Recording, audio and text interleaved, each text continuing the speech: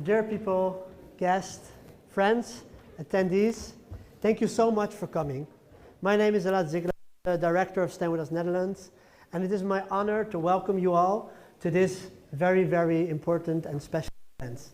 In a time where almost the whole world is cooperating together to launch a smear campaign against Israel, it's really heartwarming to see so many friendly faces in the audience. I'll introduce our organization a little bit for those of you who don't know us. StandWithUs Netherlands is an educational organization, and we have as a goal to provide a truthful and just picture about to combat anti-Semitism and keep the Shoah alive. And we do this through our social media, of course, events like these, programs. For example, we have our education team who work very hard to give lectures and workshops to churches, schools, elderly homes, and other communities. And every year we train new educators to join our education team. And I'm sure that some of the people here in this room have met one or more of our educators. Our social media team, who right now operates the biggest Dutch pro-Israel Instagram page, works 24/7 to keep you informed about everything that's happening in Israel and with the Jewish world.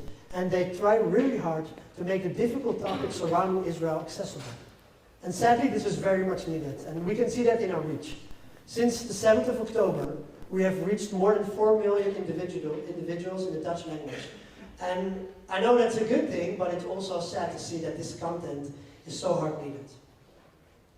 2 years ago, we started our Emerson project. This is a program for students where they organize events on campuses and they educate their Jewish and non-Jewish peers about Israel and the Jewish people. And right now we have 8 educators in 8 fellows in different universities all around the country.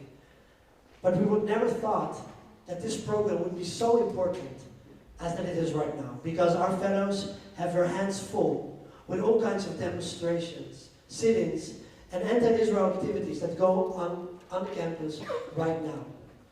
And during these activities, it feels like anti-Semitism is being normalized. Slogans like, "From the river to the sea, Palestine will be free," or "There's only one solution, Intifada revolution," are being routined all the time. All the time. And this is very concerning to us. And we're happy that we have our fellows to combat this. Right now we're active on 3 universities, but we are in contact with students all over the country. And our hope is, and sadly the need is, that we can expand this program to other universities. So if there's any students in the room who want to sign up, registration starts in April. We are committed 24 hours a day, 7 days a week, to inform people and addressing disinformation. And in this we are not alone. Our distinguished guest tonight, Hillel Neuer, and his amazing organization, UNRWA, is fighting already for years, tirelessly, to expose the hypocrisy and the bias and the one-sidedness of the UN and UNRWA. And he is very, very successful in this. And we at StandWithUs, we use their content and their reports to show it on our social media. We sent it to media outlets, and we even sent it to policymakers. What happens is known for a very long time, but only since Hillel's scathing report a couple of weeks back, this has become a big media event. And Hillel, we thank you for that. Because as a result of this, many countries, including the Netherlands, have stopped the funding to UNRWA.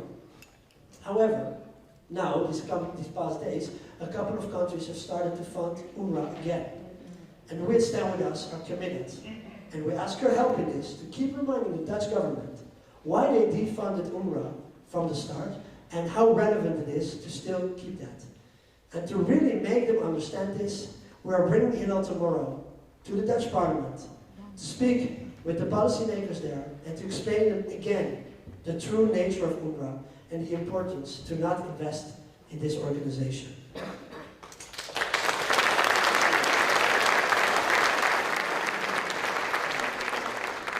Thank you very much. At StandWithUs Netherlands, we believe in education as a road to peace, knowledge as a medicine against extremism, and cooperation as a solution to disunity. And therefore, while other organizations call their programs inflammatory and activist names, we try to keep it simple and subtle. And therefore we present you the Narrative Project, And this event is also part of the Narrative Project. To understand what the Narrative Project is, we have to understand what's going on right now in the Netherlands and the rest of the world. This week, various anti-Israel organizations all over the countries have started their yearly Apartheid Week. And this year, they decided to do it for a month. Because a week wasn't enough to lie about it. A month where we're going to see more demonstrations, more sittings, more anti-Israel activities. We already get concerned messages from students, both Jewish and non-Jewish and Israeli, that they are afraid to voice their opinion about Israel. They're afraid to even show pro-Israel stance, but they're afraid to show any opinion that might differ from their anti-Israel peers. And these messages really, really concern us. But we are here to support these students and to make sure that the university will be a safe place for whatever political opinion you have, be you Jewish, non-Jewish, any other religion. It should be a safe space for everyone.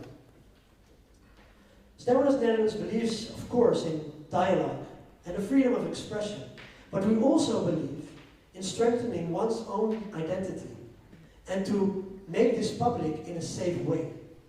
And that can be a Zionist identity, an Israeli identity, Jewish, or a mix of all of them. It doesn't matter.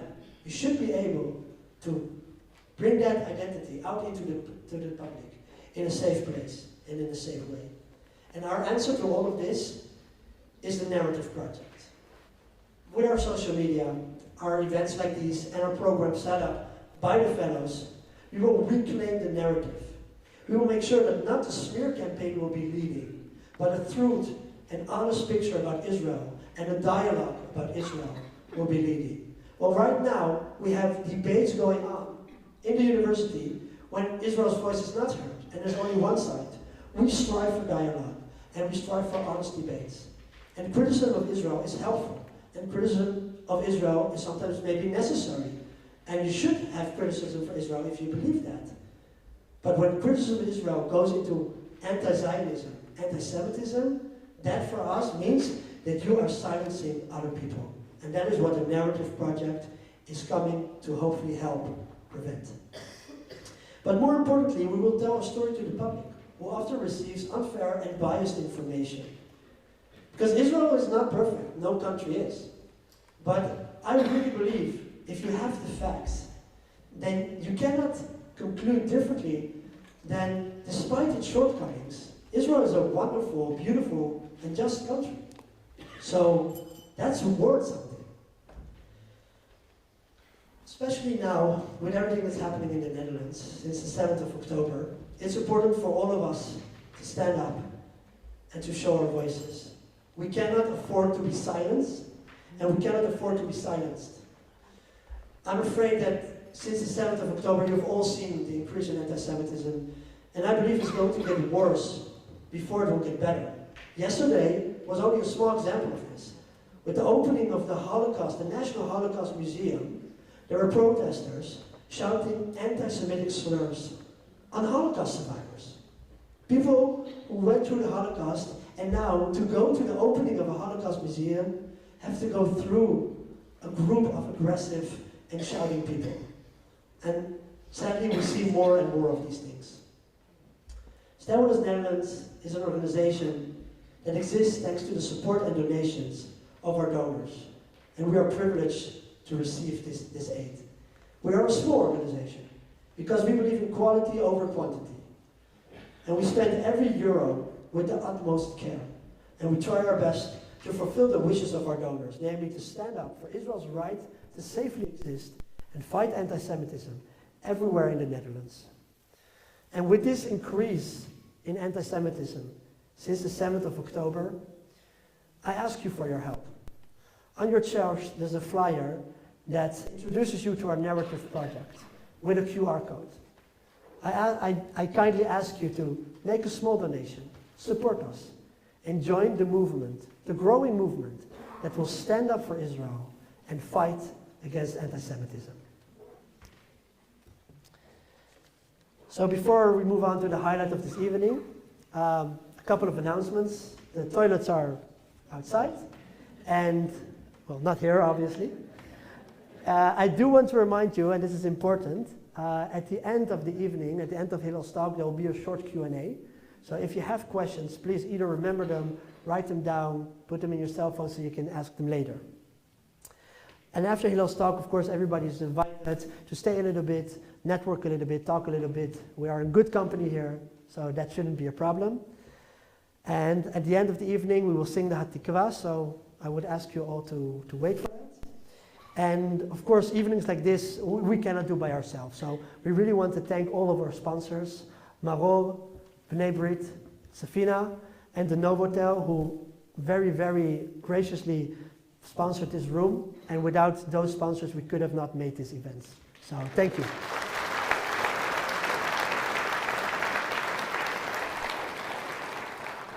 Okay, I see that I've been talking for 10 minutes and you didn't come here to listen to me. So thank you for your patience.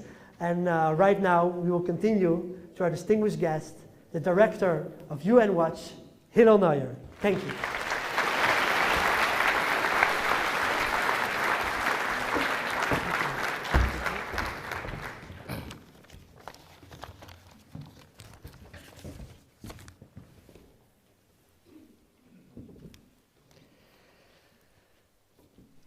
Thank you very much. Can you hear me? Okay.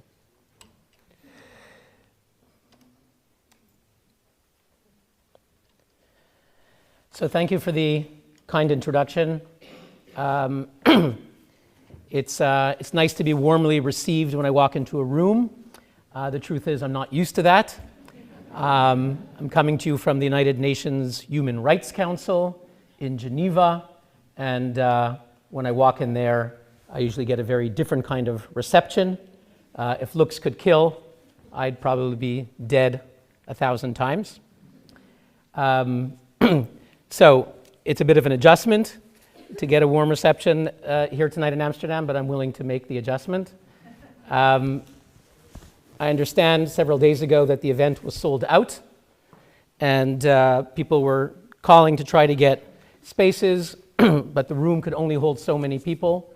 It's a shame that there was no existing hall somewhere closer to where the community lives that might have had a larger space that maybe could have given room to more people, but I guess it doesn't exist. So what can you do? Hamevin Yavin. Tonight, I want to share a few words about the situation at the United Nations.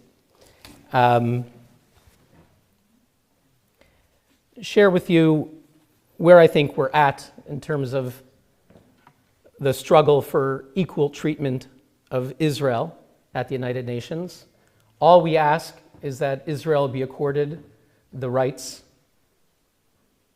that every nation is guaranteed in the United Nations Charter, which speaks of equal treatment to all nations, large and small. No one asks for special treatment. Every country should be scrutinized at the United Nations. All that one asks is that Israel be treated equally under the law, equally before the law. And if we see at major UN bodies, sadly, this guarantee of the United Nations Charter, equal treatment to all nations, large and small, is systematically violated. Again, Israel should be held to account.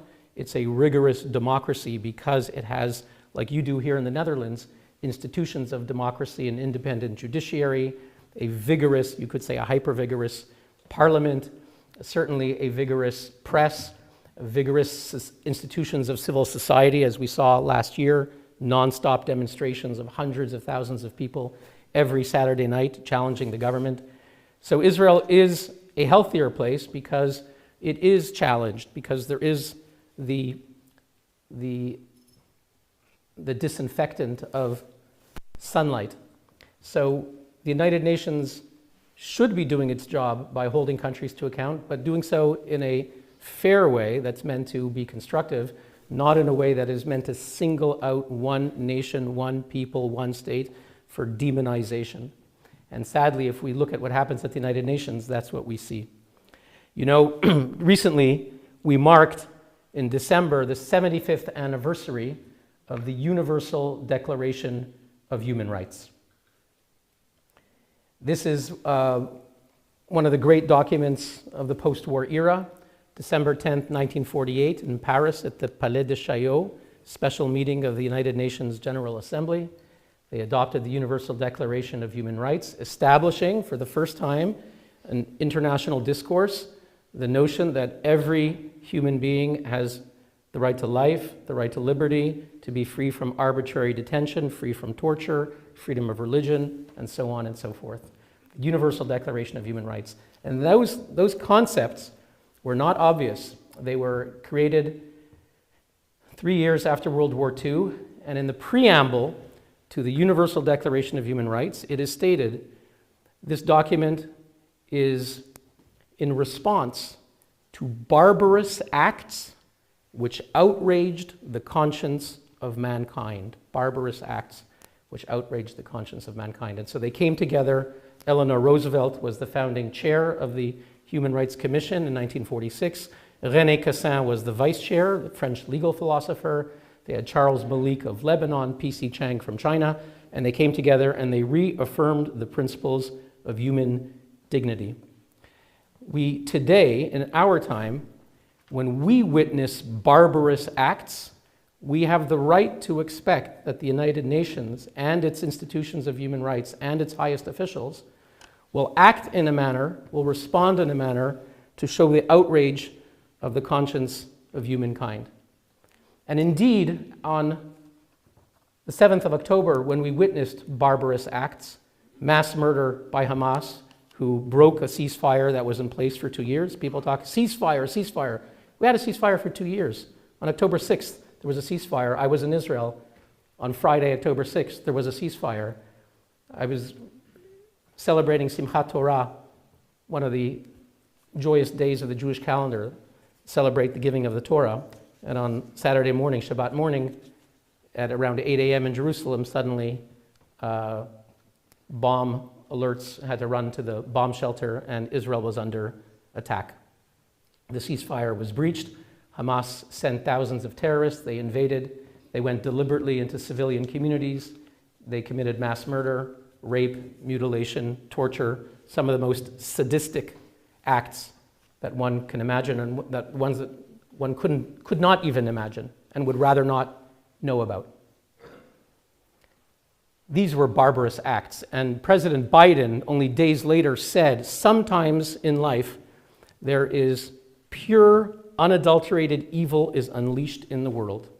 That's what President Biden said. And the Prime Minister of Britain, Rishi Sunak, spoke about the pogrom of October 7th.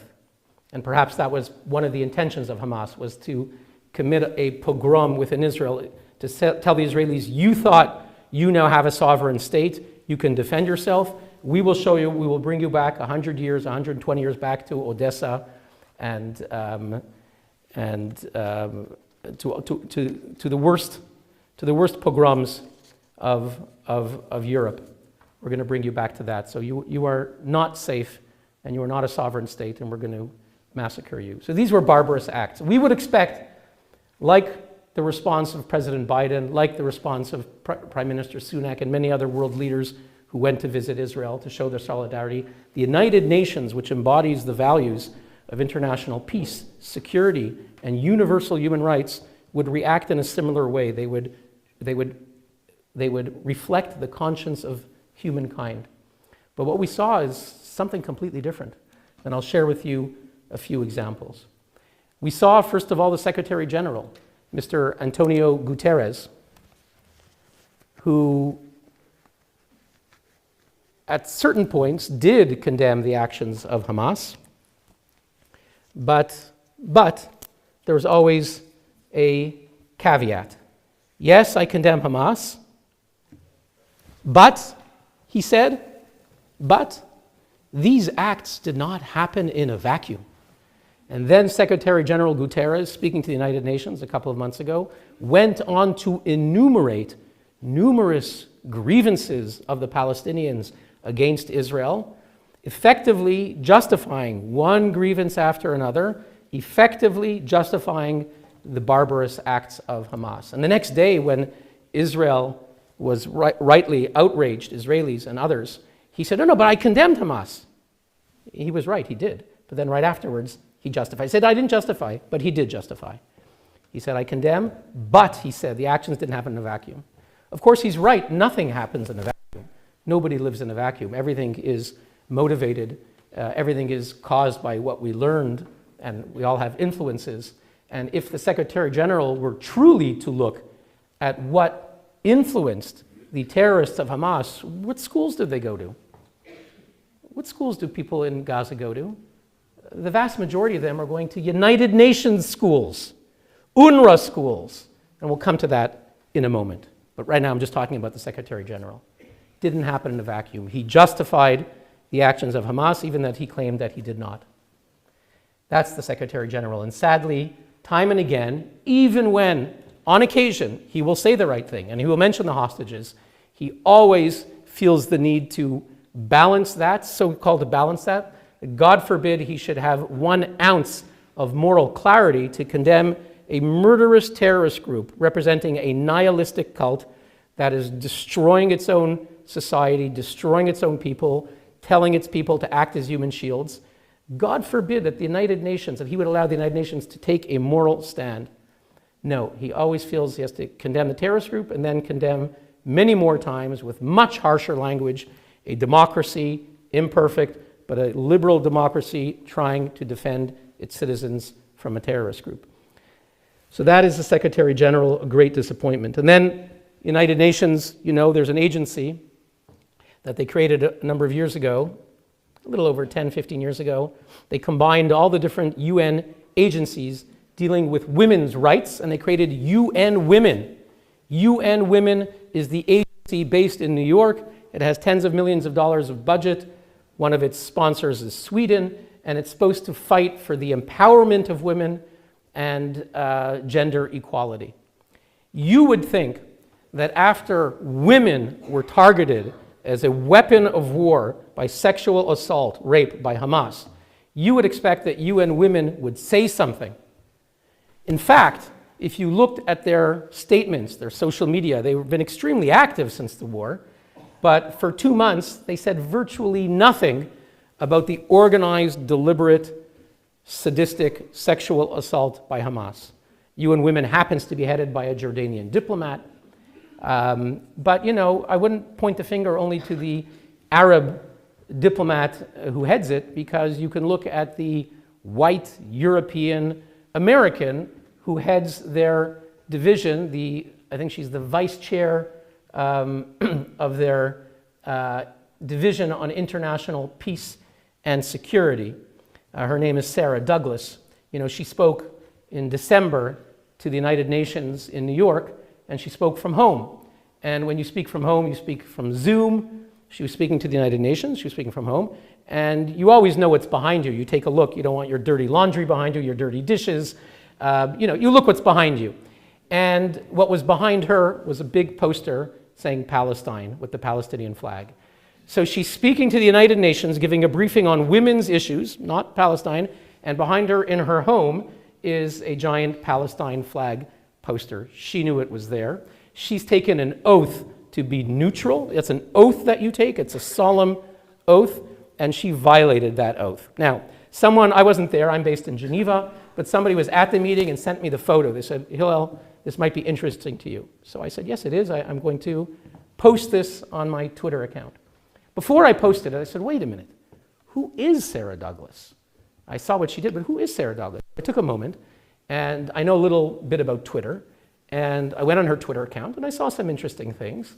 And Twitter is a bit different than the other accounts. You know, on Facebook or Instagram, if you go to a public page, let's say on Instagram, to the best of my knowledge, you can't tell. If you go on the account of some famous Kim Kardashian and you want to know what she liked on her Instagram account, I don't think you can see that. But on Twitter, you can see. The person that has their phone and they're taking the metro and they're walking around and they're just clicking like. They're not posting anything, they're just liking things.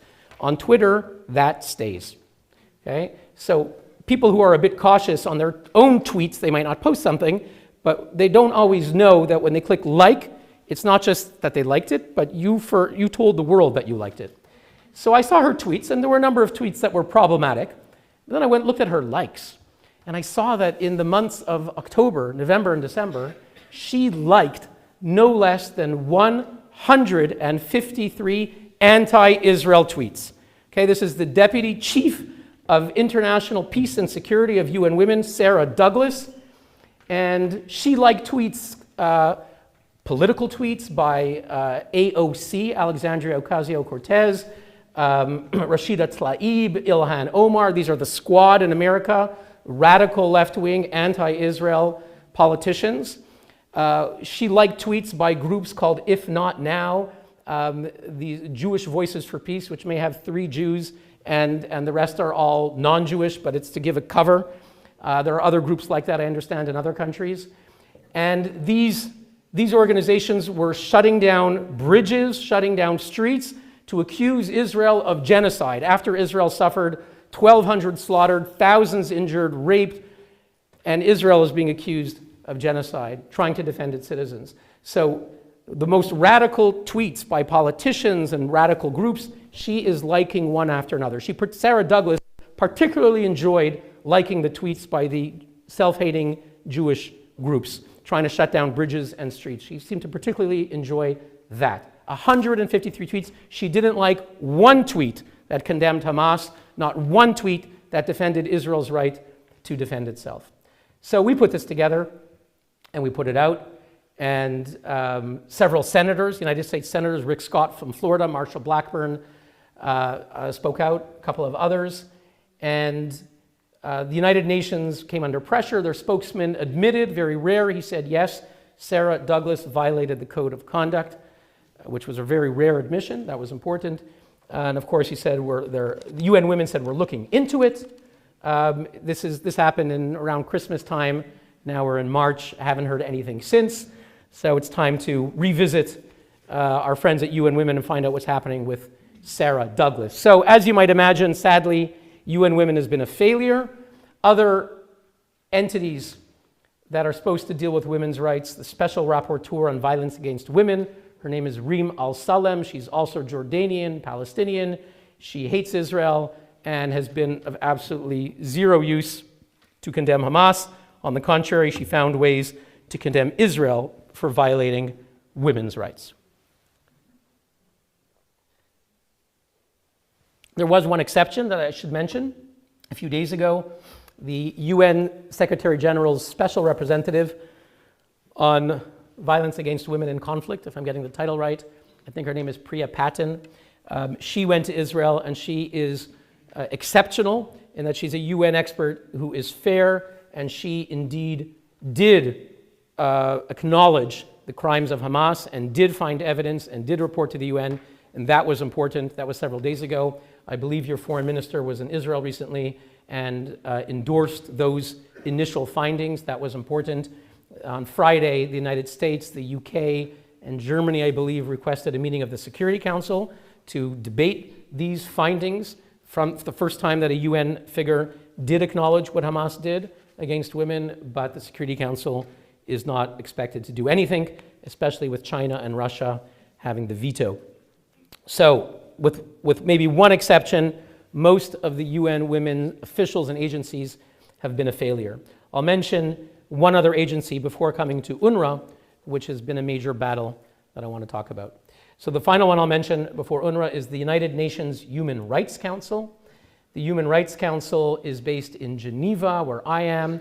I've been there now for 20 years this month. It's a really fun place.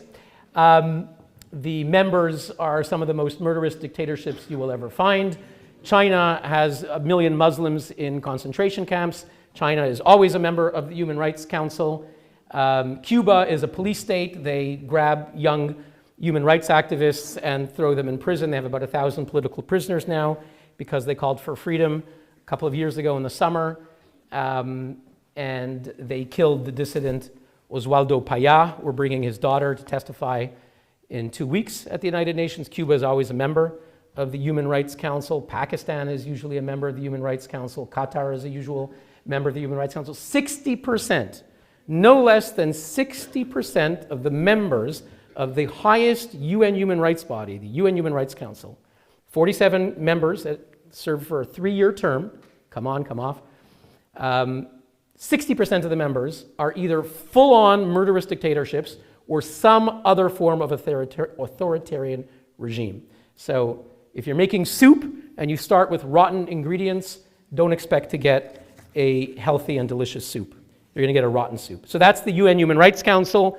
Not surprisingly, most of the world's worst regimes get a free pass. We're now in the middle of a session. I'll be flying back to Geneva in a few days to speak. And we're in a session for 6 weeks. Most of the world's worst regimes will get a free pass. There will be 0 resolutions on Pakistan, where women's rights are trampled, freedom of religion doesn't exist. If you're a Christian woman, they'll accuse you of blasphemy, put you on death row. They can throw acid on your face. They sponsor a variety of terrorist groups, including the Taliban. There will be 0 resolutions on Pakistan. There will be 0 resolutions on China. 1.5 billion people, 1/5 of the world's population, whether it's the Uyghurs that I mentioned, the Uyghur Muslims who are facing some kind of ethnic cleansing, whether it's Hong Kong, a great beacon of democracy, extinguished through their draconian national security laws, and we're helping many exiles from Hong Kong. We hold the annual Geneva Summit for Human Rights, and every year we bring some of the leading voices from Hong Kong and other democracies. They've also crushed human rights lawyers. My friend Yang Jianli sat for 5 years in prison because he witnessed Tiananmen Square and he spoke out, and thankfully he managed to get out. But China, 1/5 of the world's population, denied any form of basic human rights. When Dr. Wenli Yang tried to sound the alarm on the coronavirus in Wuhan, they summoned him in the middle of the night and they crushed him and told him that he wasn't able to speak out. So China gets a free pass. There'll be 0 resolutions on China. There'll be 0 resolutions on Saudi Arabia, 0 on Egypt, 0 on Lebanon, 0 on Zimbabwe. Last year we brought one of the leading dissidents from Zimbabwe, a country that systematically tramples democracy. Most of the world's worst regimes, the dictatorship of Erdogan in Turkey, 0 resolutions, you get a free pass. When it comes to Israel, Israel's a special case. There are more resolutions adopted on Israel at the Human Rights Council than on Syria, Iran, and North Korea combined. Okay? There are more resolutions adopted on Israel than any other country in the world. Now, you may think Israel's bad. We can have a dispute about that, but to think that there should be more attention, more resolutions adopted on a country of less than 10 million population than on China, than on Syria, than in Iran, North Korea put together, I don't think any credible person could make that argument. That is, I used to be a lawyer in New York, and if you want to make a case for a pattern and practice of discrimination, you have that case at the Human Rights Council. We talked about the resolutions. Before you even begin the resolutions, there's the agenda. As we meet for the next 6 weeks, we follow an agenda. 10 points on the agenda. Okay, 10 points on the agenda. Item 2 is the report of the High Commissioner. Item 3 will be on Friday, civil and political rights. Sounds good. Item 4, human rights situations around the world that require our attention.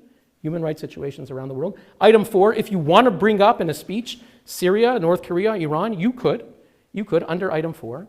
And then a few days later, we get to item 7, human rights violations in Palestine and other occupied Arab territories. An agenda item only on Israel. No other country in the world, not China with 1.5 billion people, not Russia, which is destroying thousands and thousands of Ukrainians and has crushed the country, not Sudan, where there's 20 million people in desperate need of humanitarian aid, 8 million IDPs in the past year alone, not Syria, which barrel bombs its own people in their homes, hospitals, and schools. None of these countries has its own agenda item. If you want to raise it at all, you do so in the general item 4. Only Israel has a special agenda item. Every single meeting, we meet in September, March, and June. There's the day on the world and the day on Israel. No other country in the world gets that special treatment. I call it Hate Israel Day, where sometimes the moral indifference that is shown throughout the year when all of these ambassadors fail to act against outrages that are happening daily, Christians being killed in Nigeria, no one gives a damn, no one does a thing for them. And they know their guilty conscience, they do nothing. Suddenly the Israelis say, we're springing to action. Did you see what we did? We had an emergency session on Israel. The council acted. And then the ambassadors shake each other's hand. Bravo, well done. We took action. We took action.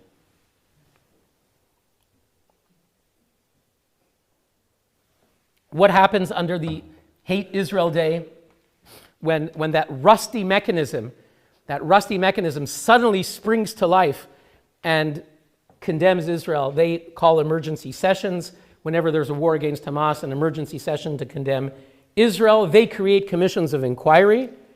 I'll give you an example. The most famous one for people here who are maybe above 30 may remember that in the year 2009, there was a war between Israel and Hamas. In Hebrew, Oferet Yitzukah, Operation Cast Lead. This was Israel after many years of Hamas rockets. Israel finally took action. There was a war in December 2008, January 2009. I believe it was January 12th, 2009. The Human Rights Council held an emergency session to condemn Israel. First they condemned Israel, then they said, let's investigate. First condemn, then we'll investigate. First the verdict, then the facts. Sort of Alice in Wonderland, George Orwell all put together. So they created a commission of inquiry. It took them 3 months to find someone. They couldn't find, they tried to find various people that said, the Human Rights Council, I don't know. Not sure if I want to work for you. But they found someone. They found Judge Goldstone. He was Jewish. He agreed to take it on. He thought he would achieve something. And it was the infamous Goldstone Report. He didn't write it, by the way. It was written in part by a Dutch person. So you can, for those of you who don't know, her name is Grietje Bars, if I'm pronouncing it right. No Anglo can pronounce Grietje. But did I say it right, Grietje? All right, I'm getting a point. I get a Dutch point tonight. Grietje Bars is a Dutch lawyer, scholar living in London. She is Marxist.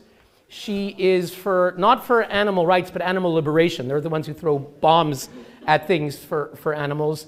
She was the spokeswoman for the flotilla campaign. You remember the Mavi Marmara, when a radical Turkish terrorist group called the IHH organized a so-called humanitarian flotilla of boats to enter the Gaza naval space and break the blockade. And Israel disarmed several of the ships. And this one ship, they had iron bars and they came to kill soldiers. And about 9 of these IHH people were killed. Grietje Bars was the spokeswoman in 2010 for the European Coalition for the Flotilla Movement. She wrote chapters of the Goldstone Report. Not everyone knows this. Judge Goldstone, flew in from wherever he did, and there were 4 members of his inquiry. The commissioners at the UN, they don't write the report. It's written by someone who's sitting around the block from me in Geneva on Giuseppe Motta Street, who's a professional who sits there and goes through various NGO reports, does a copy-paste job. There's groups called Diaconia, Amnesty, Human Rights Watch. They do copy-paste, and they put it in. They say, we received all these reports, and Amnesty said Israel killed innocent civilians for no reason. They asked the people in Gaza, was there any terrorist action here? And everyone said, no, there was nothing. There was, and these were very sincere, credible people, and in Gaza, and they said there was nothing happening here. Israel just randomly bombed our house, and so these are the reports by Amnesty, Human Rights Watch. Grietje Bars took them all together, and she wrote chapters of the Goldstone Report. It came out in September 2009. You may remember it said that Israel deliberately tried to murder civilians, Israeli leaders, military and political. It was used, the Goldstone Report was used to try to criminalize Israeli leaders. They went in London to the prosecutors, tried to indict Tzipi Livni, who's actually like one of the leaders of the peace camp. They tried to indict her using the Goldstone Report as Annex A of their legal petition. They also tried to indict Doron Almog. When he landed in London, famous story, the plane landed, and I think it was an El Al plane, and he was told, you may not want to get off the plane in London because some British officers are coming to arrest you because of a legal petition. Annex A was the Goldstone Report. So these are the examples of the Human Rights Council, Agenda Item 7 against Israel, creating commissions of inquiry designed to demonize and criminalize Israel. The mobs that you're seeing in the streets today in 2024, and that we saw in the past 6 months, and you saw yesterday at the opening of a Holocaust museum. This is the country, I'm told, that has the highest proportion in the Western Hemisphere of Jews who were killed, who were sent to Auschwitz in the Western Hemisphere. So what you suffered here in Amsterdam and the Netherlands was a terrible version of the Holocaust. And yesterday you had the opening of a Holocaust museum, and people had the shame, whatever their objections are to Israel, fine. One day of the year, one evening, one afternoon, you couldn't hold back and not protest in front of the opening of a Holocaust museum where survivors were there, where a little kid, a granddaughter of a Holocaust survivor was there, and they were shoving pictures in her face. It was disgusting. These mobs have been empowered. They've been empowered by institutions like the UN Human Rights Council and their commissions of inquiry, like Amnesty International, which was also active yesterday in telling President Herzog that he belongs in the Hague and in the dock of the criminal court, and so on and so forth. So shame on the UN and shame on institutions that were founded to defend human rights and have become apologists for terrorists. Apologists for terrorists. I'll just mention a word. I'm talking about the UN, but since I mentioned Amnesty, I also have to mention Human Rights Watch, an organization whose founder was a friend of mine, Bob Bernstein, publisher of Random House, someone who began to publish the dissidents in the 1970s and 80s like Sharansky and Sakharov, and he created Human Rights Watch, and then tragically it was taken over by someone named who hates Israel pathologically, who wakes up in the morning every day thinking, how can I demonize the Jewish state? Of course he's Jewish, and I'm not a psychiatrist. You would need a team in Vienna. You would need a team in Vienna to look at him, observe him. This is a reference to Seinfeld. They told George, on Seinfeld, you don't need one. You need a whole team in Vienna observing you 24 hours a day. Ken Roth needs a team to observe and try to figure out how pathologically messed up he is. He wakes up in the morning and says, how can I turn the knife against the Jewish state? Even when he would condemn Hamas in a tweet, now in a tweet you get 3 sentences. In the old days, you had 1 sentence. In 1 sentence, he couldn't condemn Hamas without saying, I condemn Hamas like I condemn Israel for building illegal settlements that are war crimes and da-da-da-da. So that's Ken Roth. He ruined Human Rights Watch. And if I have a moment at the end, I'll mention some people who've spoken out since then. That's the Human Rights Council. 2 other things about the council, and then I'll come to UNRWA. I've mentioned to you the Goldstone Report. The Goldstone Report did a terrible amount of damage. Erdogan from Turkey, he showed up in France, and he said, Goldstone is a Jew and his report is clear. Goldstone is a Jew and his report is clear. That it went all around the world that Israel should be indicted in courts, in criminal courts at the ICC here in The Hague and other courts. And Goldstone himself, to his credit, disowned the report. A year and a half later, he wrote an op-ed in the Washington Post. That was a very important op-ed. He said, had I known today what I knew then, I wouldn't have adopted this report. And he said important things. He also wrote an article in the New York Times saying that Israel is not an apartheid state.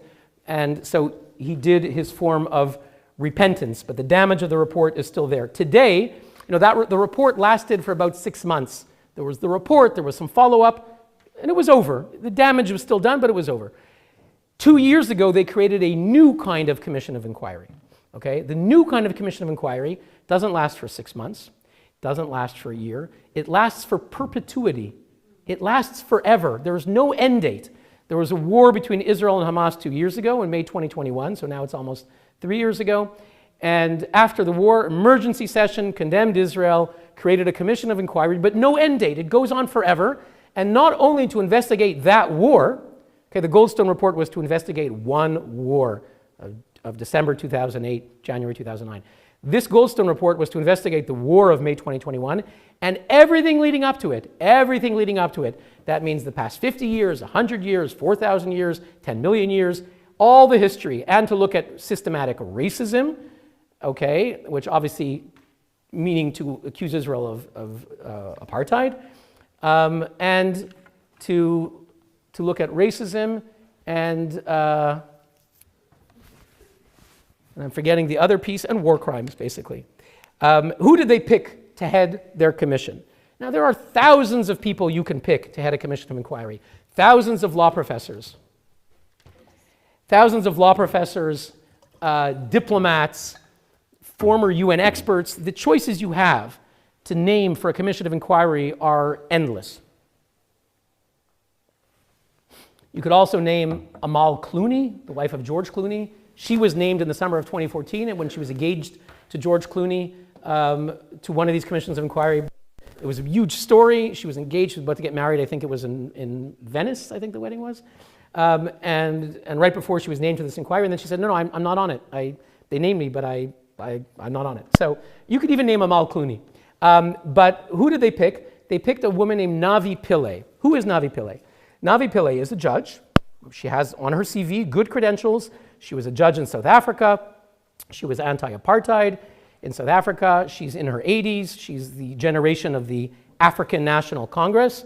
She was the UN High Commissioner for Human Rights. So on her CV, she has a very good CV.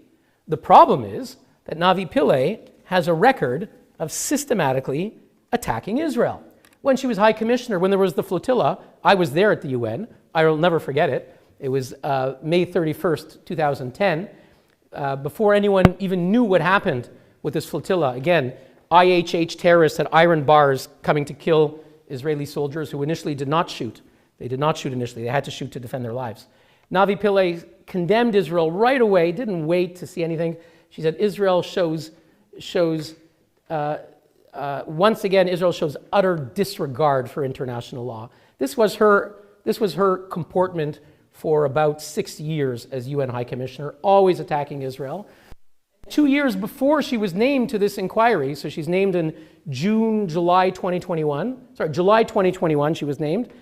2 years before, she signed a petition. The title was Sanction Israeli Apartheid. Okay? Sanction Israeli Apartheid. She wrote to governments with others saying Israel commits apartheid. You governments need to sanction Israel.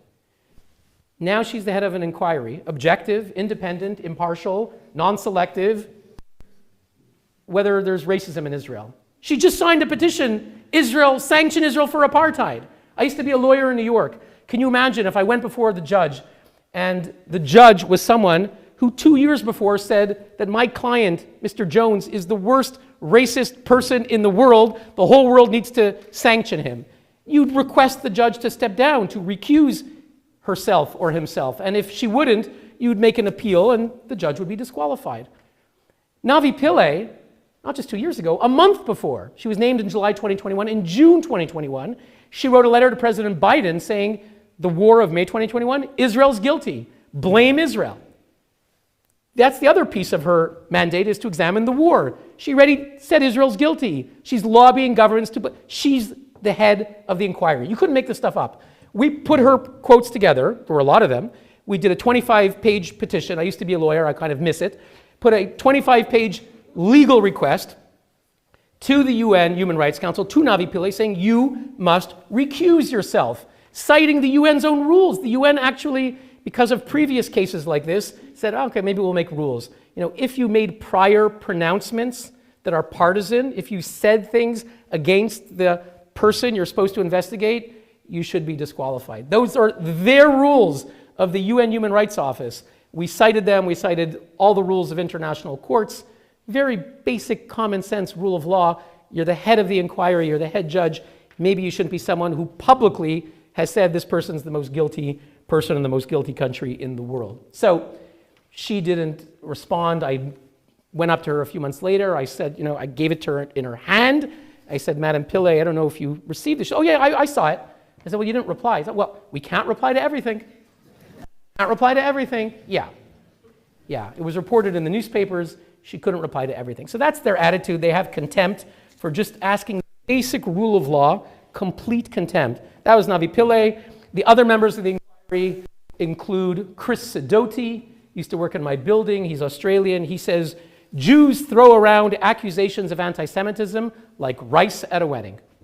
Jews throw around accusations of anti-Semitism like rice at a wedding. That's Chris Sidoti from Australia. And then there's Milun Kotari from India. I heard about him because 20 years ago, he was the UN expert on housing, and he wanted to visit Israel, and Israel said, he said, I'm coming just as a personal visit, not a UN visit, personal visit. I said, fine, you can come. He came back to Geneva, and he said, I want to issue a UN report condemning Israel for violations of housing. They said, but you said it was a personal visit. Changed my mind. So that's Milun Kotari, and shortly after he was appointed, about a year later, he gave an interview for an anti-Israel website called Mondoweiss. It's one of the leading anti-Israel websites in America. He gave an interview for an hour, and he said, I love this job. I'm a member of the Permanent Commission of Inquiry. There's no end to it. The other inquiries end after 6 months, so they do some work, but then it ends. It never ends. We can really do some serious work, and we're going after Israel. We're meeting activists. We're going to parliaments. We went to The Hague. By the way, they went to The Hague to meet with the deputy prosecutor of the ICC. Before she was deputy prosecutor, a year before, she was the president of the Human Rights Council. She was the ambassador of Fiji, Najat Shamim Khan. And she's the one who appointed Navi Pillay. She appointed Milun Kotari. Okay, so she appointed these anti-Israel people. Then as a reward, she was named deputy prosecutor in The Hague of the ICC. And then she welcomed them to The Hague and said, please, give me the findings you have against Israel. She appointed them. If they ever bring an actual case against Israel, I can assure you the first thing the Israeli lawyers will say is the whole thing is tainted because the deputy prosecutor appointed the investigators in the UN. So anyway, this is how corrupt things are at the Human Rights Council and sadly in parts of the ICC in The Hague. So Milun Kotari gave an interview. He said, I love this job I have. I'm on this UN Commission of Inquiry. It's permanent. It's against Israel. We're really going to go after the occupation. By the way, the inquiry in name is supposed to also look at Palestinians. It's also supposed to look at Hamas. But he didn't mention it once. He didn't even go through the motions of pretending like he's investigating Fatah, pretending like he's investigating Islamic Jihad. He didn't even pretend. The whole, you can read it. We've transcribed it on our website, unwatch.org. You can read the whole interview. And he says, it's really wonderful what we have. He says, but the problem, he says, you know, the Jewish lobby controls social media. The Jewish lobby controls social media, and they're coming after us. It's really bad. You know, sometimes people say the quiet part out loud.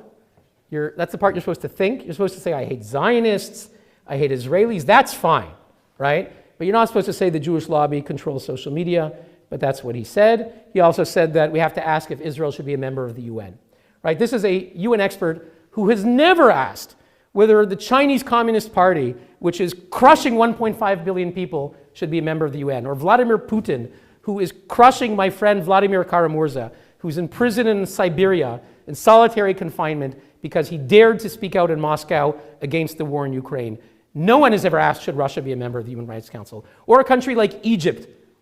Whether Egypt, I saw that your foreign minister went to Israel a few days ago, and she criticized Israel a lot. She went to Egypt. I read her tweets.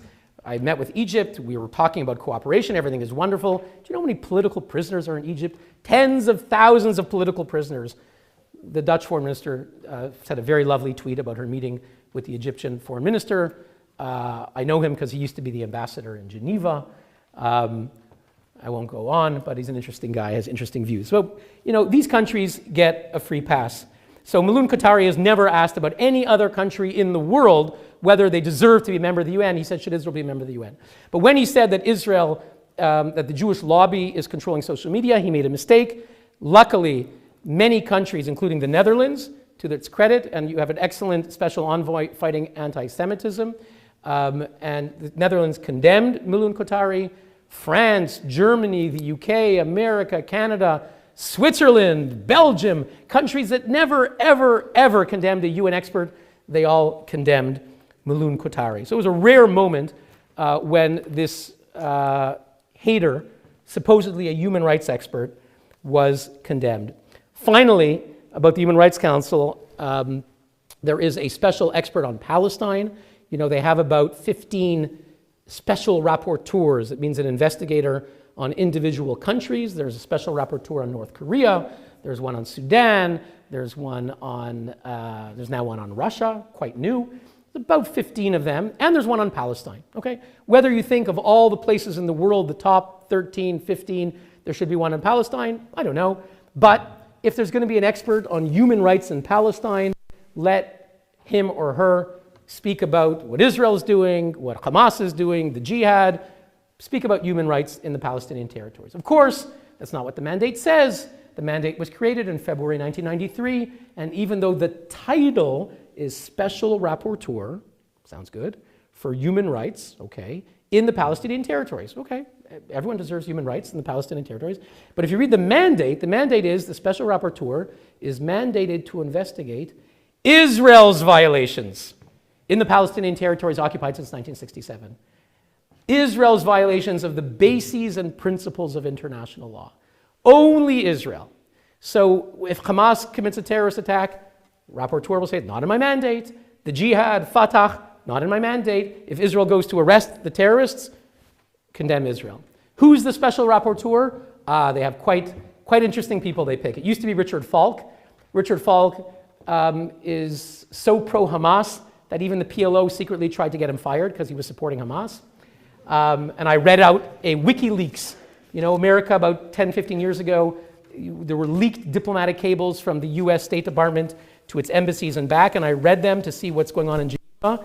And I read a thing where the diplomat in Geneva in America said, I met the Palestinian ambassador and the deputy ambassador, and he's quite upset. Richard Falk, the rapporteur in Palestine, they nominated him, but now he likes Hamas so much, and the Fatah, PLO hates Hamas. They want to get him fired. But I, the American, I said, well, you can't fire a rapporteur. It's not nice. I read that out, that cable, and the PLO guy was very upset. Tried to stop me from speaking because I just exposed what he had said. So that's Richard Falk. He also believes that 9/11 is a conspiracy theory. It wasn't bin Laden and the hijackers of Al-Qaeda, but America that did it itself. He supports the conspiracy theory. He was the rapporteur for about 6 years. Today's rapporteur on Palestine in Geneva, she's going to be coming in 2 weeks, I'll be there, is Francesca Albanese. Some of you activists here, I see this is an educated crowd, you've heard of Francesca Albanese, probably one of the most anti-Israel, anti-Semitic UN experts we've had in years, and that's saying a lot. You will know that just 2 weeks ago, when French President Macron said that the massacre of October 7th was the worst anti-Semitic violence we've seen since the Holocaust, you will know that Francesca Albanese commented, and she wrote on Twitter, anti-Semitic? No, October 7th was not anti-Semitic. It was a response to Israeli oppression. Okay, and she made a mistake. She took on France. Normally France says nothing. When she was appointed 2 years ago, I went to the UN and I told them who she was, and they couldn't care less. France said nothing, no country said anything. But now she attacked France, their honor was injured, and they hit back and they said a UN expert to support anti-Semitism is awful, and she was condemned by France. Germany entered the fray. They said, we stand fully behind France. What she said was horrible, so she got condemned, and then the US government entered and condemned her as well. Thankfully. Should have happened earlier, but France, Germany, and the US condemned her. A few days ago, what was the latest? A few days ago, she said that Israeli women should be haunted forever, especially the soldiers of the women because of what they're doing. Horrible things. And again, 2 years ago when she was appointed, we went to the Human Rights Council. We gave them the dossier. We said, that she routinely compares Israelis to Nazis. She says that the Nakba, the Palestinian experience, the suffering of 1948, is equivalent to the Holocaust. That means Israelis are Nazis. She routinely accuses Israel, this is years ago, of genocide when she gave an interview shortly before being appointed. She said in Italian, she said how wonderful it was that these groups like Amnesty and Human Rights Watch had condemned Israel for apartheid. She said, it's so amazing, and I'm going to get my Italian wrong, but I'll try. She looked up and she said, hanno liberato la parola. They liberated the word. They liberated the word. So she was so happy that she's going to be a UN expert. She can condemn Israel of apartheid because Amnesty and Human Rights Watch did it first. You want to say that the Jewish state is evil, and everyone, Jews and others who are here tonight with us, who support Israel are evil. You say, whatever works today. And in our time, you say words like apartheid, genocide, and that's what she was trying to do. So she had a long record. We sent it to the UN. They couldn't care less. That's why she was appointed. That's why the Palestinians wanted her. So that is Francesca Albanese. I'll just say that 10 years ago, she used to work for UNRWA. She was a lawyer for UNRWA before this. That was a part of her CV. And at some point, she was fundraising for UNRWA on her Facebook page. I don't know if she was still working for them, but she was fundraising on her Facebook page. And she was saying, you got to support UNRWA. She said, but America is subjugated by the Jewish lobby. America is subjugated by the Jewish lobby. A UN human rights expert. How disgusting. Can you imagine someone who said something so racist against black people, something hateful against gays, or any other minority group would be allowed to be a UN human rights expert? And she uses these anti-Semitic tropes. America is subjugated by the Jewish lobby. Europe, she says, is subjugated by Holocaust guilt, and she is the rapporteur. We also, she also, about a year and a half ago, spoke at a Hamas conference and said, you have the right to resist. This is Francesca Albanese. Finally, I come to UNRWA, and I'll wrap up with the UN and then give a sense of where we're going from here. So, and then take questions if we have. So, a word or two about UNRWA. For those who don't know, UNRWA is the UN agency for Palestinian so-called refugees. This is the War of 1948.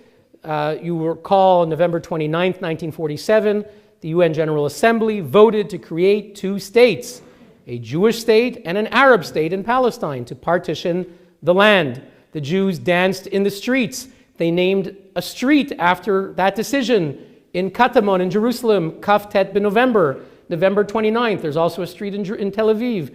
The Jews celebrated the two-state solution. They danced in the streets to have a Jewish state. It didn't include their ancestral lands from the Bible. It didn't include Jerusalem, didn't include Hebron, didn't include Joseph's tomb in Shechem and many other biblical places, but they said, we have sovereignty, we'll take it. The Arabs went to war. The Arabs refused to allow any Jewish state anywhere. They went to war. They lost the war. There were refugees, hundreds of thousands of refugees, and the American government and some others created UNRWA, the UN Relief and Works Agency, to help them, to help refugees, Arab refugees who fled to Lebanon, Syria, Jordan, the West Bank, Gaza. And they tried to rehabilitate them. And the Arabs said, no, we will not let you rehabilitate us and build us homes in these other places because we refuse to admit that the war is over. The war is not over. We refuse to accept the Jewish state. We're continuing the war. We're going to go back to our homes and we're continuing the war. And when some Arabs tried to build like agricultural settlements, they burned it all down. You could read the book called The War of Return by Dr. Einat Wilf and Adi Schwartz. You will find amazing stories there. Those who tried to rehabilitate the refugees, they were attacked, physically attacked and burned down. So neither the Arab states nor the refugees themselves allowed the US government or anyone else to rehabilitate them. America wanted to give up on UNRWA. It's not working. They refused to be rehabilitated. The Arab states said, no, you have to pay for UNRWA. If you want our oil, and if you don't want us to join the Soviet Union, you created Israel, you voted for it, you made the problem, you have to pay for it. And since the 1950s, our countries, the Netherlands, Canada where I grew up, Switzerland where I live, the United States, all the Western countries, we pay for UNRWA. And UNRWA is pathological. Let me explain what I mean. An agency that was created with positive, benign, philanthropic, altruistic motives to help refugees has become something pathological. Next to my office in Geneva is the UN Refugee Agency, UNHCR. If you're a refugee from Syria, from Sudan, from Ukraine, UNHCR will try to help you find a home in Canada, in Sweden, in Germany, or some neighboring country, right? You know, Syrians, millions of them are in Turkey. UNHCR. Try to let you move on, resettle with your life. That is UNHCR. Millions of people who were refugees to let you become a non-refugee. UNRWA is the opposite. UNRWA is the opposite. They refuse to resettle a single Palestinian refugee. The opposite. They perpetuate Palestinians as refugees. Don't move on. you have the right of return. You're going to go home to your homes in Jaffa and Haifa and Akka. You're going home. What does the right of return mean?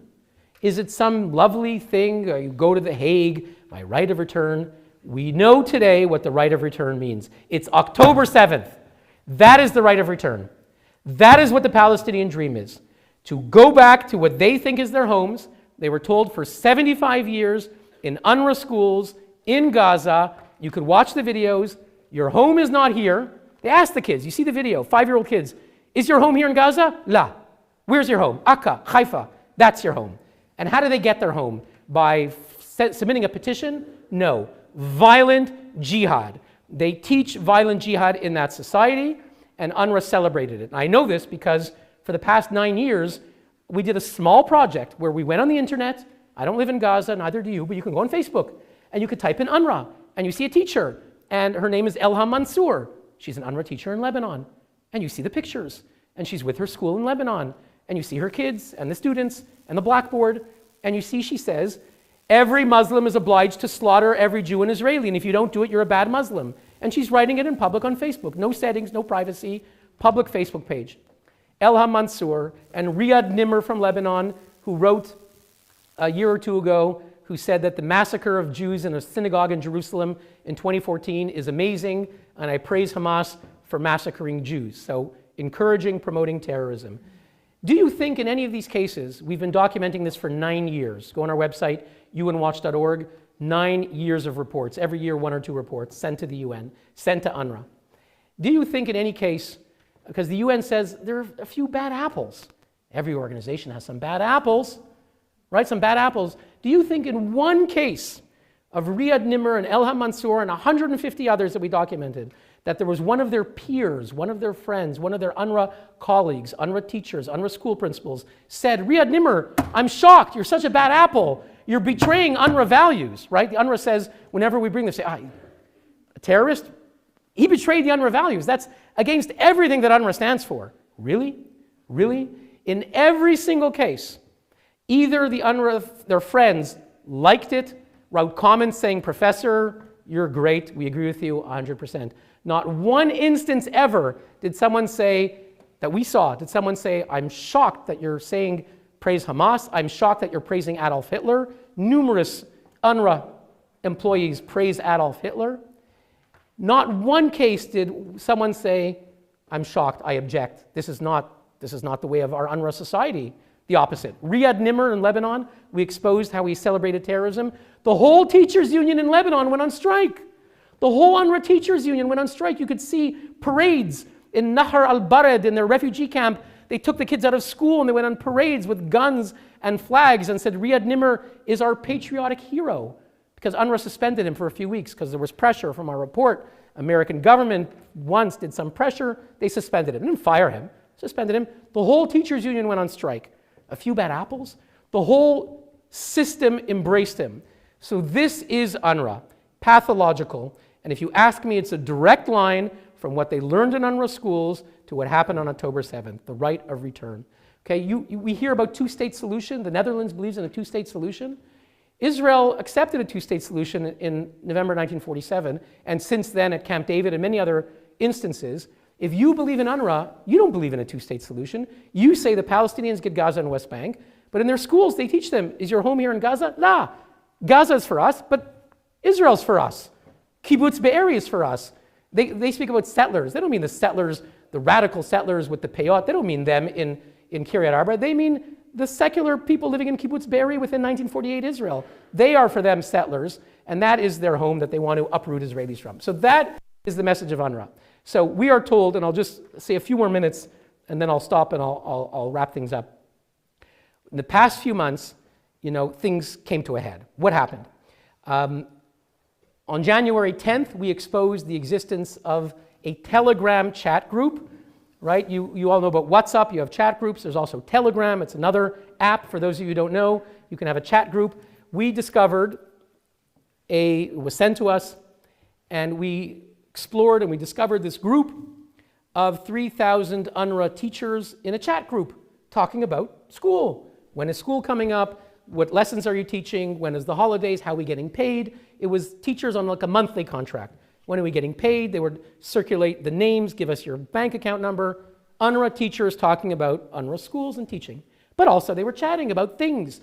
And we went to October 7th. And guess what? On October 7th, they were full of praise. They were sharing photos. Look what's happening. It's amazing. Our heroes are attacking the murderous, the evil Israelis. Our heroes, our mujahideen, our holy warriors. They're sharing photos. They're sharing videos about the attacks on Israel. They're celebrating it. One says, who taught these jihadis? Where did they get this education? And the other one responds, they got it from their mother's milk.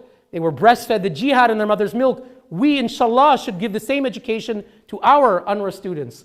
This was being shared on the UNRWA chat group. We exposed it on January 10th. Then we put it in a report called the Terrorgram, and I appeared before Congress on January 30th to expose this report. It's not a few bad apples. 3,000 UNRWA teachers are in it. Again, not one person said, I'm shocked. These are UNRWA teachers, UNRWA administrators. Not one of them said, I'm shocked at what's happening. You're betraying the UNRWA values. Of course not.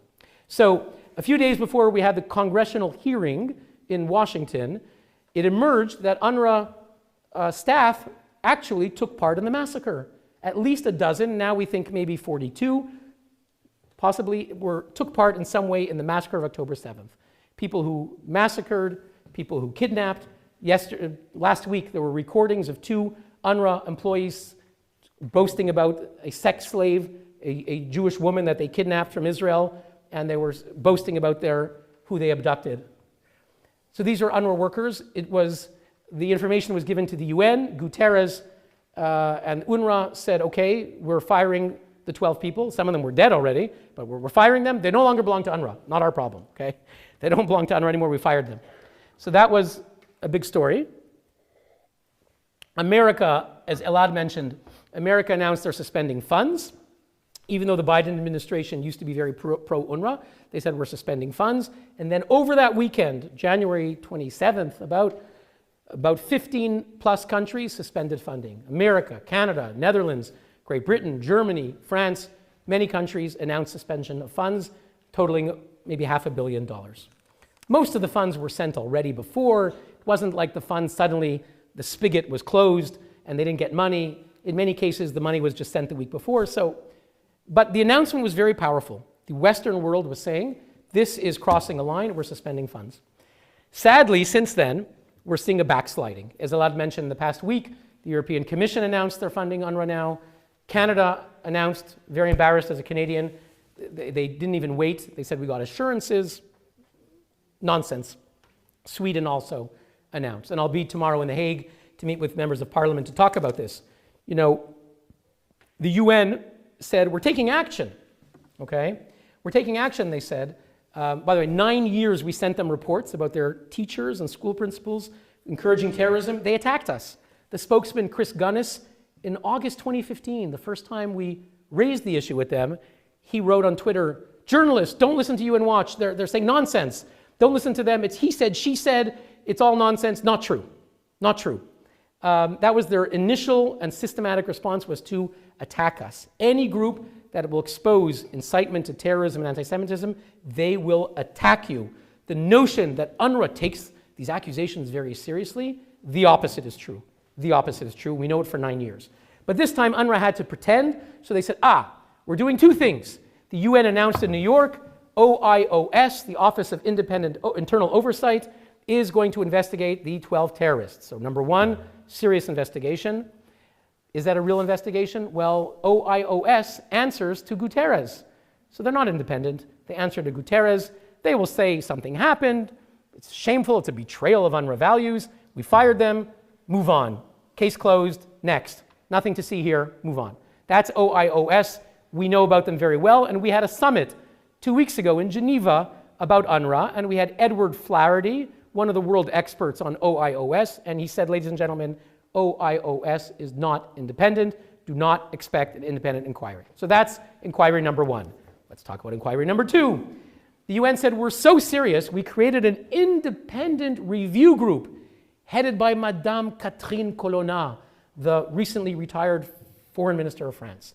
She is heading the independent review group into neutrality violations. That's when their teachers celebrate Hitler and celebrate terrorist attacks. The UN euphemisms, like here in Europe, when you would kill Jews, you would say there's a deportation, there's a transport, there's a this, there's a that, euphemisms, right? So the UN is called neutrality violations. Neutrality violations. Maybe the UNRWA worker promoted massacre or mass slaughter. A neutrality violation. It happens. Madame Catherine Colonna is the head of it, and is she independent? Madame Catherine Colonna. Why did they pick Catherine Colonna? Well, I don't know, but I saw that on January 13th, that's like 2 months ago, she wrote on Twitter to the head of UNRWA, Mr. Philippe Lazzarini, great job, Mr. Philippe Lazzarini, great job. Votre travail jamais plus utile que maintenant. Your work has never been more necessary, more needed than now. You're doing amazing work. So 3 days after we exposed the terrorgram, she's praising UNRWA for their amazing work. Do you think she's independent and objective? By the way, France sits on the consultative commission, the advisory commission of UNRWA, meaning she's a board member. France is one of the founding board members of UNRWA, giving them money. Do you think she's going to say, for the past several years, we disregarded incitement to terrorism, UNRWA failed when she was on the board? No, absurd. So this review is not independent. They hired 3 Scandinavian institutes to help her, and each of them is equally biased against Israel. It's all a sham. And she said in New York, she said, I'm named for this independent group to reassure the donors, pour rassurer les donateurs. Her job is to reassure the donors, not to find systematic incitement of terrorism, hiring routinely teachers and school principals who incite to jihad and praise Adolf Hitler. Her job is to reassure the donors. And the donors didn't even bother to wait. Canada said, we got assurances, we don't need to wait, the money's coming back. Okay? And I'm ashamed that the government of Canada, which once under Stephen Harper was very different, today under Justin Trudeau, has been a terrible disappointment in the past 6 months. Really shameful, really shameful. So that's UNRWA. I'll just say 1 or 2 other words, which is that, they always say UNRWA, we're going to put out a video. You're going to see the UNRWA spokesman saying UNRWA does life-saving work. And then Guterres says UNRWA does life-saving work. And then every ambassador in the world says UNRWA does life-saving work. And the head of Amnesty, all echoing the same lines. Okay, and it's a lie. It's a lie. And the other lie is UNRWA is irreplaceable. America said the Congress doesn't want to fund UNRWA anymore. Not just the Republicans, the Democrats as well don't want to fund UNRWA. Bipartisan legislation came out of the Senate. They do not want to fund UNRWA anymore. America said, the State Department said, we're looking for replacements. World Food Program, World Health Organization, NGOs, other groups can give out boxes of food. There's other entities around the world that are not UNRWA that feed hungry people, that deliver humanitarian aid. We want to give our millions of dollars to others. Guterres, the head of the UN, according to Devex, Colin Lynch, leading UN reporter, exclusively reported about 2 weeks ago that Guterres told all the agencies, you are prohibited from taking a penny from the US that's meant for UNRWA. World Food Program, don't you dare take a dime. So UNRWA's irreplaceable. Yeah, it's irreplaceable because you're threatening to break their legs if anyone replaces them. It's not because technically they're irreplaceable. So UNRWA can be replaced, but they don't want it to be replaced. Why not? Because UNRWA has an agenda. The World Food Program is to give food. UNRWA is to tell the Palestinians, your home is not here, your home is in Israel, and the right of return, and the right of return is October 7th. That is the point of UNRWA. UNRWA means war. If you support UNRWA, you support war. So what do we do? We can't replace them automatically, but we had a summit in Geneva. You can go on our website, unwatch.org. You will see humanitarian experts. Zlatko Zigic was a leading official of the IOM in Geneva, UN Agency of Migration. We had Bonnie Glick, number 2 of USAID. We had Jose Garçon, was UN Capital Development Fund. Ambassador Dennis Ross. Numerous humanitarian experts said, UNRWA is replaceable. World Food Program, UNDP, many other institutions. UNRWA can and should be replaced. That is our message. Now, finally, I want to wrap up and just say that we're living in very dark times. Certainly for me and for most of us, the darkest times that we've ever seen.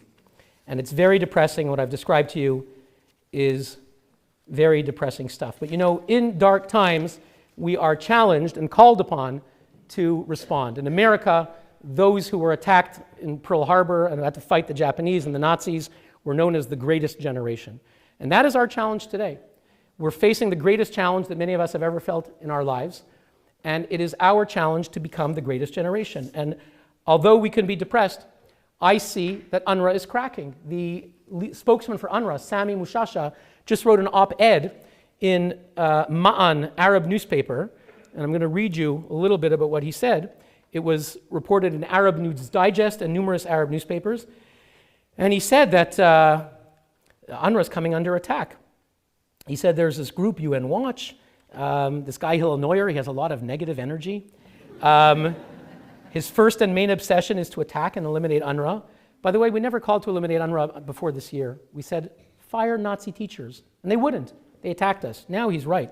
We do call to eliminate UNRWA because we woke up. He has great intelligence and energy and supervises an international coalition, yada, yada, yada, okay. And then he says, you know, we at UNRWA, when I was the spokesman, he says, we tried to fight back because they do conferences and studies and meetings. And he says, these institutions are responsible for the seriousness and ferocity of the attack on UNRWA and the right of return that we are witnessing now. Unfortunately, with great sadness, we do not have a center to respond like they do. What does he say? He says, he refers to us and another group. He says, these institutions have exhausted great efforts from a very small staff at UNRWA, with whom I had the honor of working, with the aim of exposing their methods and refuting their accusations and lies. So we had to try to refute all their accusations and lies. Over the years, we had some successes and unfortunately many failures. So the people within UNRWA, the establishment, are under attack. They are on the defensive. So we are not going to stop. We're going to keep pushing. That's why I'm going to be tomorrow in The Hague. And I thank Stand With Us for their amazing work that they're doing here in Netherlands. So necessary, and we're not going to give up. We have members of Congress, we have members of parliament in different countries. We're not going to give up on UNRWA. I see that the people in Israel, I was just in Israel now, they are resilient. You know, the greatest generation, you want to talk about the greatest generation? We thought 6 months ago, the Israelis today, they're the WhatsApp, the TikTok generation, they're spoiled, they're the, a startup nation. You see how Israelis from around the world, wherever they were, they did everything to fly on a plane and come to Israel and fight for their homeland to defend their families. And I have a cousin who was injured just a week or two ago in Gaza. He's an officer, and thankfully he was not seriously injured. He's okay, and he's going back. He's going back because they need him, because his commanding officer was killed, and he feels the need to command his soldiers, and he's going back. So I've witnessed amazing people, and anyone who's been to Israel recently saw how the Israeli people are responding to the challenge with incredible resilience. You know, Israel, as Micha Goodman wrote, had a near-death experience. You know, my grandfather apparently said that, told my mother, you don't understand what it's like. He grew up in Poland, moved to Canada. You don't understand what it's like not to have the Jewish state.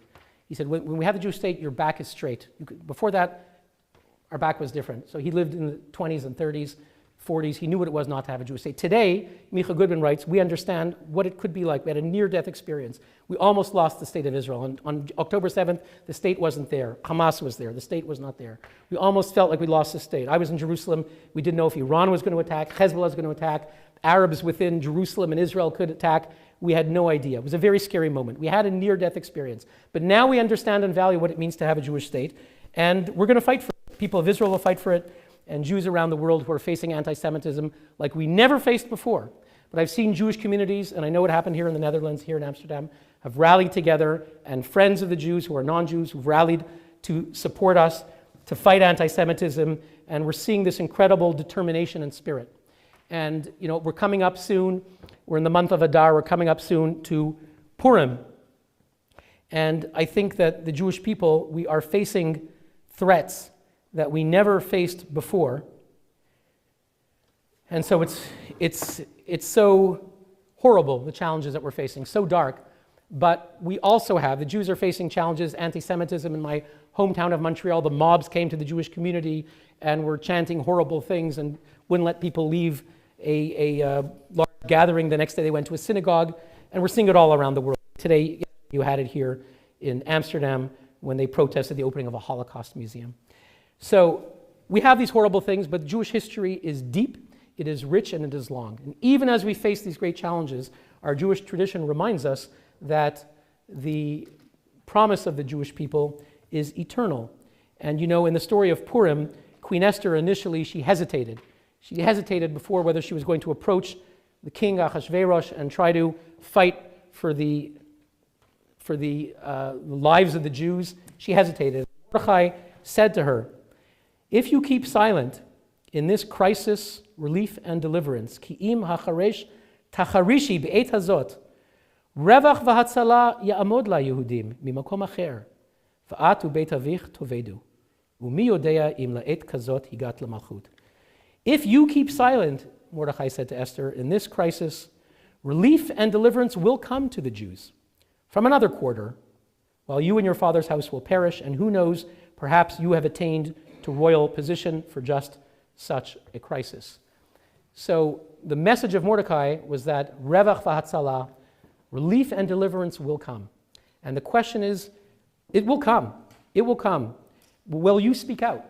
And I think the message of Stand With Us, and the question for all of us is, relief and deliverance, we know for thousands of years of Jewish history, will come to the Jewish people. Even in their darkest time, relief and deliverance will come. And the question for each of us is, will we keep silent? Will we keep silent? And Esther's answer, she understood the message, she did not keep silent. And that is our message tonight. Relief and deliverance will come, Revach v'Hatzalah will come, and the question for each of us is, will we be silent? Remember, Netzach Yisrael lo yishaker. Thank you very much.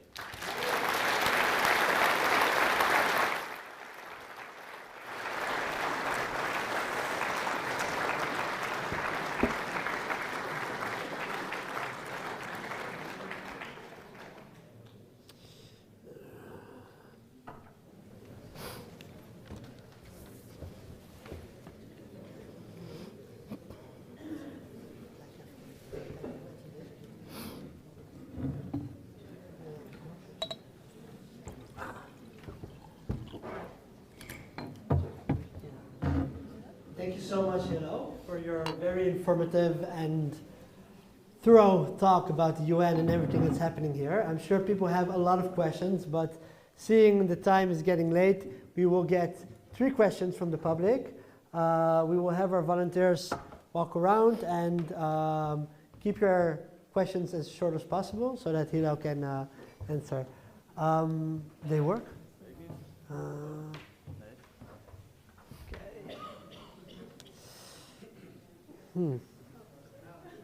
Yeah? You have? Okay. All right. Okay, let's start somewhere that side of the... Hello, my name is Leo Dusberg with Israel Foundation Europe. I have a question concerning the pressure on politicians. They suspended funding of UNRWA, but the opposition says what you say it's a lie, but they say like there is no alternative about UNRWA on humanitarian help. Now there are several options, but isn't it then better than to have one big option that everyone is promoting as alternative, and that to promote in different countries, like for example OCHA, who can take over, or what would you see, what is the best alternatives? Because if we say like, well, there are different alternatives and every parliament has to decide it by their own, then you have the problem like, okay, when one country said, oh, maybe the UN food program is better, another country said maybe OCHA is better, maybe another one says UNICEF is better. But what is then the best option, and what should we advocate together on this? It's a good question. It's a technical question. How will aid be organized? At our summit in Geneva on replacing UNRWA, Zlatko Zigic, from the former UN Migration Agency, former official, explained how actually in many cases there's a whole cluster of UN agencies, and OCHA manages a cluster. They show up somewhere, there are numerous agencies, and someone takes the lead and manages the various leaf agencies. The truth is, it suffices, in my opinion, it suffices to make the point that we can help Palestinians, and obviously they are suffering now, and that's because of Hamas. Hamas caused this war. That we want to give maximum aid and humanitarian support to the Palestinians while giving minimal and zero financing of terrorism. And UNRWA, again, the very point of UNRWA is to perpetuate grievance, hatred, and war. So Israel will have to take the lead. There was a report hours ago that the IDF is going to try to remove UNRWA within Gaza. Israel will have to take the lead. They'll have to do so in concert with their American allies and their European allies. And it will be a technical thing that is not for us abroad to figure out the answer. I think it's sufficient for us to make the point that it is, as a matter of fact, it is just false to say that it's irreplaceable. It is replaceable, and that is clear. In fact, even Philippe Lazzarini of UNRWA said in an interview not so long ago, he said, actually, a couple of years ago, they tried to get partners who would do some of their work, like the World Food Program, and they tried to bring them, but the Palestinians said, we don't like that, because it could weaken the mandate of UNRWA. Again, the World Food Program has no agenda. They give out food. UNRWA's agenda is to endorse the right of return, and the right of return means October 7th. So that is the obstacle here. Anyone who's making the point that there's a technical obstacle is lying. And that's the point that we established at our summit, and we're going to keep making. How to figure out who will do it, whoever's on the ground, assuming it's Israel now, can deal with the Americans, like they're building a port, they can figure it out.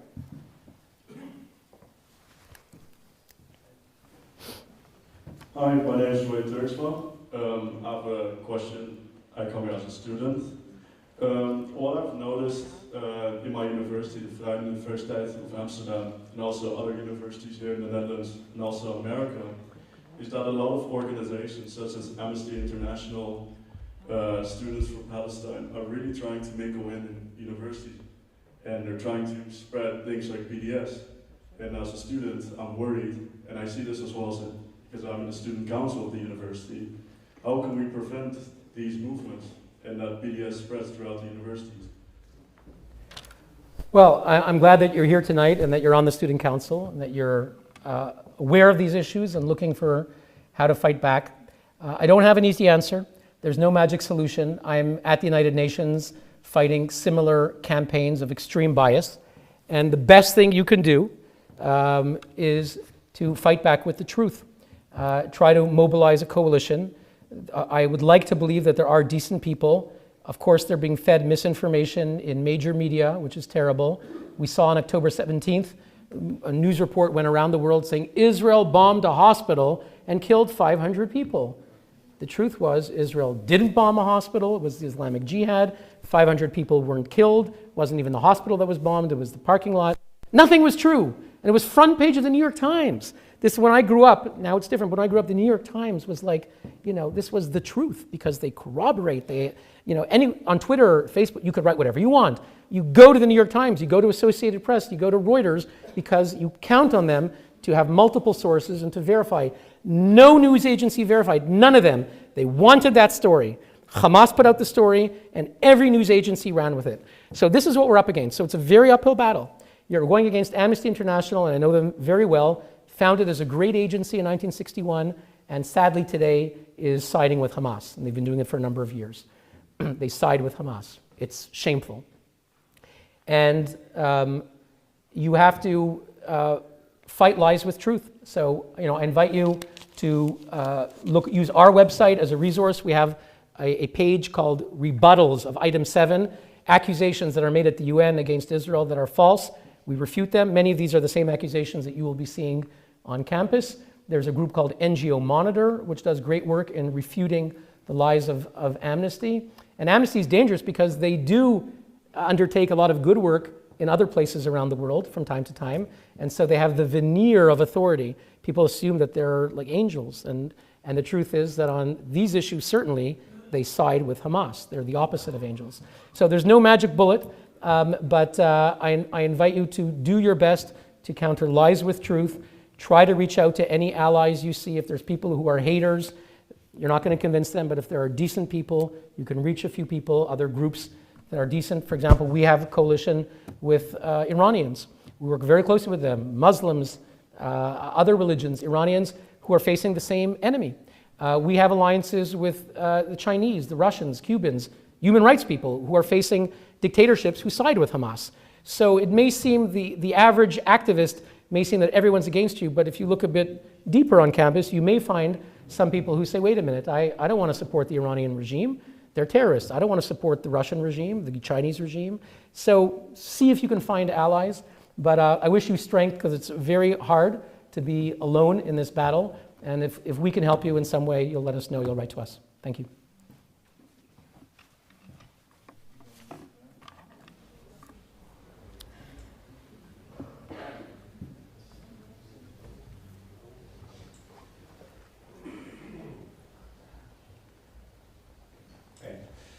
Well, good evening, Mr. Neuer. Thank you first of all for speaking. My name is Ethan. I'm a university student from Belgium, which is kind of like a better version of the Netherlands. I had to, I'm sorry. Now besides that, quickly I wanted to ask you a bit more about well, what you do specifically at the UN, about your broader objective first of all, and of course if you believe there are steps that can be taken to make the UN more effective, in your opinion. Thank you very much. We were created 31 years ago in Geneva by a great American named Morris Abram, certainly from the greatest generation. He was a member of the Nuremberg Tribunal as a young lawyer after World War II, and he became a lawyer in Atlanta, Georgia, and worked closely with Martin Luther King before it was popular. In the 60s it was popular, but in the 1950s it wasn't popular. And if you were a Jewish lawyer in Atlanta and you were working for the black guy, Martin Luther King, that was not popular. He lost a lot of business. So that was our founder, Morris Abram. He was one of the great civil rights leaders of the 1960s, was made U.S. ambassador to the United Nations in Europe in 1989. In 1993, he had the vision to create an outside group that would watch the UN with a universal mandate to see that the UN lives up to the principles of its own charter. We're working to defend universal human rights. We're working with the most courageous defenders of democracy from the worst dictatorships. Every year we organize the annual Geneva Summit for Human Rights and Democracy. You can see it at genevasummit.org. You will see testimonies by incredible people from China, Russia, Cuba, Venezuela, Zimbabwe, Pakistan, Syria, Iran, North Korea, and we bring them to testify at the UN when many of their regimes are sitting on the Human Rights Council. By the way, on Monday, the UN will issue a report about violations in Iran on the same day and in the same building in Geneva when the Iranian regime will assume the presidency of the UN Conference on Disarmament. Disarmament, right? The Iranian nuclear illegal weapons program to threaten the world, and they're going to be the chair next week of the UN Conference on Disarmament. So we're exposing universal human rights issues, and of course we're the leading voice fighting anti-Semitism and anti-Israeli bigotry at the UN. So that's our work, and the way we do our work is by bringing facts to light, using whatever platforms we have, social media. If you're not following us, please go to our website, unwatch.org, sign up so you can learn about important campaigns like the one we had last week where we got 100,000 signatures in 24 hours. And I brought that to the UN, I brought it to Paris, I'll be bringing it tomorrow to The Hague. And follow us on Twitter, my own account, Hillel Neuer, UN Watch, Twitter, Instagram, Facebook, and so forth. So that is our battle, and we're not going to give up.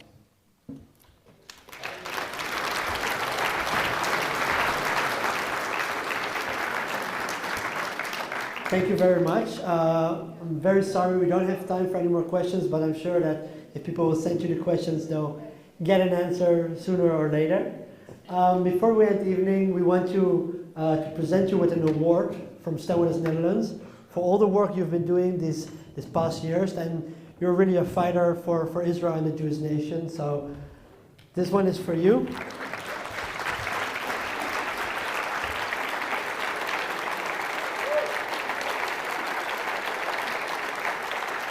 Hey, come back.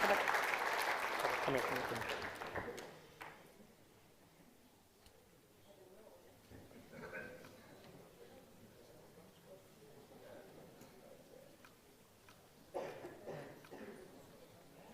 One last one.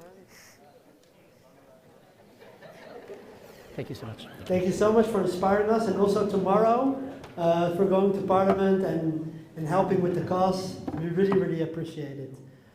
So before we're going to sing the Hatikva, at the back room there are a couple of stands with information about Stand With Us. Our next event, if you like more of these kinds of events, we have another event the 13th of March, which NGO Monitor, Think, and Alex Hearn, who is a professional about anti-Semitism, very important. You can look up the flyer and sign up. There's also a stand with small things for sale where everything that's being sold will go to MADA. So you can find our volunteers and people outside to to inform you on that. Lastly, thank you all for coming. Thank you for your support. And I want to invite Mr. Cornwell to lead us in the Hatikva. So have a very nice finishing of this evening.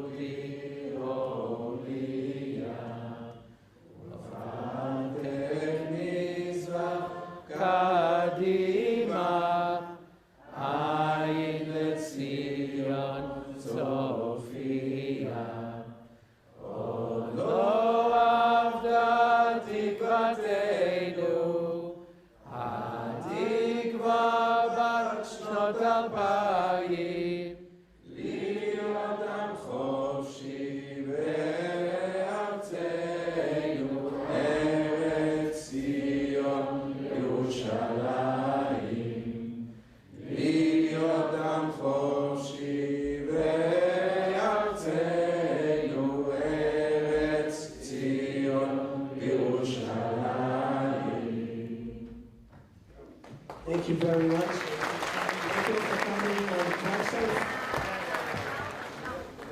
You can go with the leaf and bring it.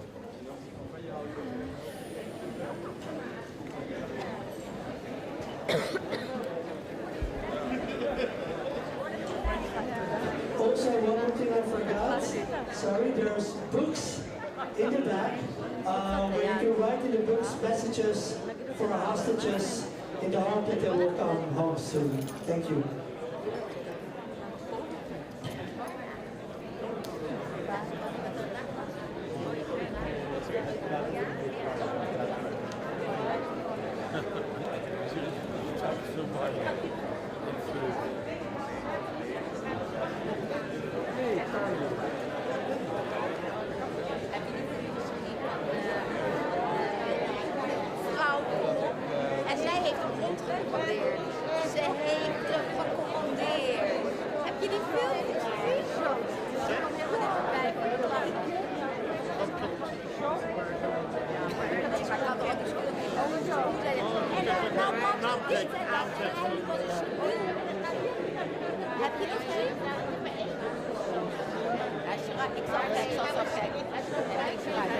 Ja, vrouw, ik kom.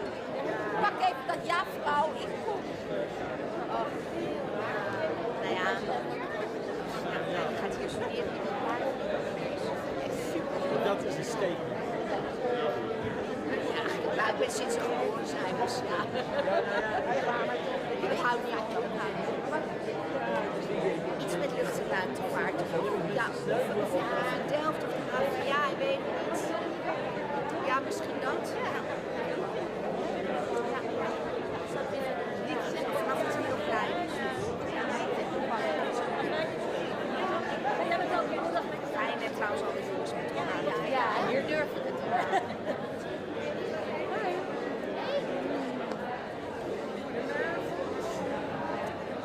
Wat heb jij leuk?